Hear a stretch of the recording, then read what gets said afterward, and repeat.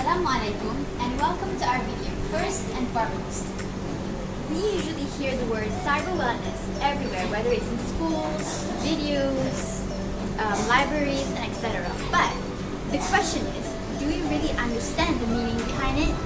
Allow me to explain. Cyber wellness refers to the positive well-being of internet users while using the internet. So anything related to positivity while using the internet is cyber wellness. And moving on, what is digital health? Is it our mobile phone's health, or TV's health, or any gadget's health? The answer is no. Digital health is a concept that's using technology to improve individuals' health and wellness. And before I forget, what is cyber etiquette? We all know that every day in our situations, we have to have certain etiquettes, whether it's in schools or at home. The same with using internet. Cyber etiquette refers to the manners applied while using the internet and the technology in everyday situations.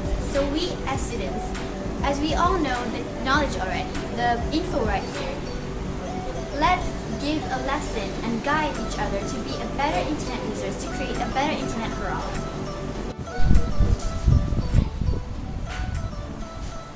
Increasing cyber wellness is a real pompous move, especially for an audience consisting of middle schoolers as well as teenagers. But keep in mind, nothing is impossible. As a wise man once said, for you to tackle something, you need to find the source of that said problem, as well as know what it could lead to. And from our hours of research, we found out three main leading causes to the decrease of cyber wellness in Malaysia. These consist of addiction, cyberbullying, as well as spreading of false information. Surprise, surprise, these three issues are heavily related to our audience themselves. And in this case, it is up to you, the viewer, to fix and increase the cyber wellness in our nation.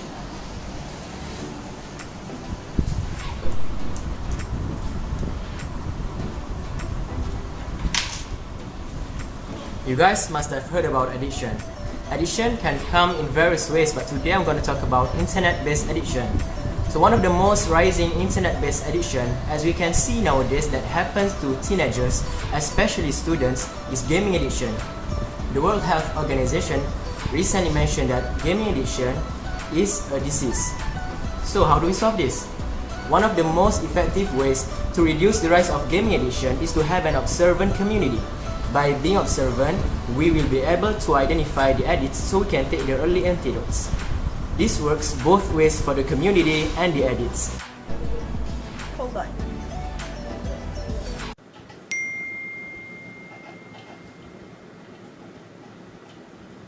Wait. As a student, we can contribute to stop the spreading of false information by doing fact checks. Here are some tips from St. Joseph Public Library's website. First of all, check the sources of a news or article you receive before sharing them with others. If you can't find the sources, read as much about the topic as you can get a feel for what's already out there and decide for yourself if the article is accurate or not. After that, look if there's bias in the article.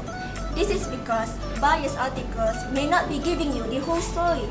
And lastly, check credentials whether the author is specialized in the field that the article is concerned with.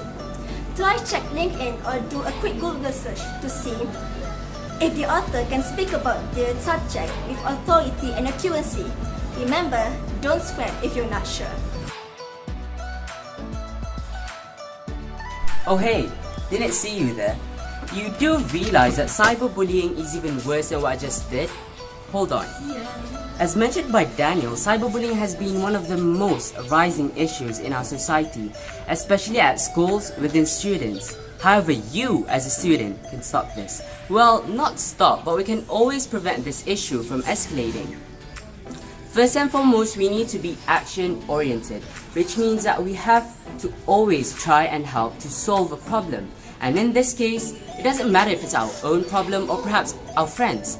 The key is just to help, and in this case, cyberbullying needs to stop. All in a nutshell, we all know now that cyber wellness creates a significant role in creating a better internet for us all. The rest is up to us to make a change for the chances that we have. So remember, the little things